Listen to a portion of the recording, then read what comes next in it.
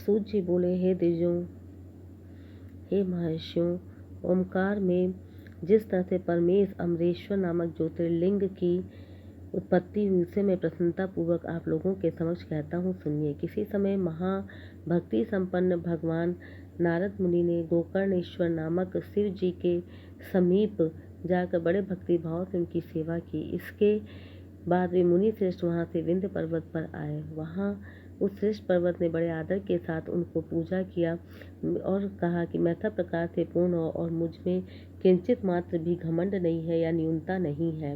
इस प्रकार घमंड से ग्रस्त होकर वह नारद जी के समक्ष खड़ा हो गया।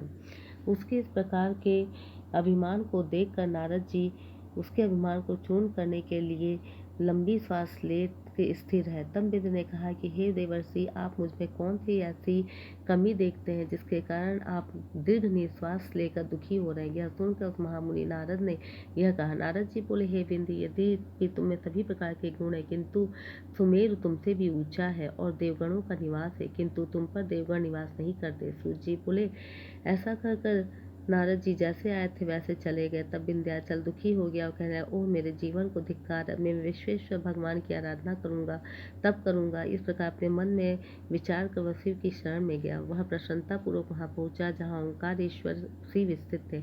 उसने वहां पर शिव जी की पाथर मूर्ति बनाई और 6 महीने तक लगातार शिव आराधना करता रहा। वह शिव ध्यान में लीन रहा और तप स्थान से जरा भी विचलित नहीं हुआ। विंध्य के तप को देखकर शिव जी प्रसन्न हो गए। उन्होंने योगियों के लिए दुर्लभ अपने स्वरूप का दर्शन उसे कराया।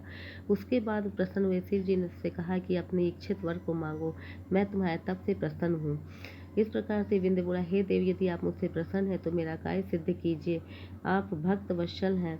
सूत जी बोले, यह सुनकर भगवान शिव जी देर तक मन में विचार करते रहे कि यह मूर्ख तो बड़ा ही बहुत ही बुद्धि वाला, यह विंध्य दूसरों को दुख देने वाला वर मांगता है। अब मैं क्या करूं जिससे कि सबका कल्याण हो और मेरे द्वारा दिए वर से किसी को पीड़ा भी न पहुंचे। तब शिव जी ने कहा कि ठीक है, तुम जैसा चाहते हो वैसा ही होगा। इस प्रकार से मन में विचार कर और विंध्य को वर दे दिया। इसी समय देवताओं ने भी शिव जी की पूजा की और कहा कि अब आप यहीं पर स्थित हो जाइए। देवगणों का यह वचन सुनकर हर्षित हुए परमेश्वर ने लोक कल्याण के लिए प्रेम पूर्वक वैसा ही किया।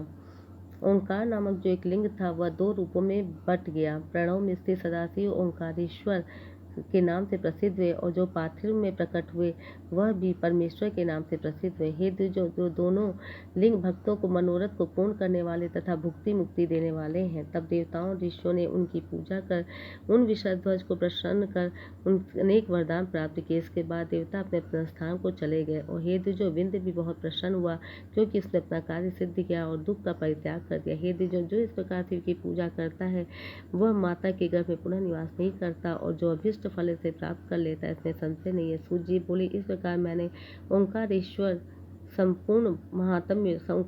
शिवलिंग का संपूर्ण महात्म्य आप लोगों से कहा। बोलो हर हर महादेव, बोलो ओंकारेश्वर शिव की जय। द्वादश ज्योतिर्लिंग की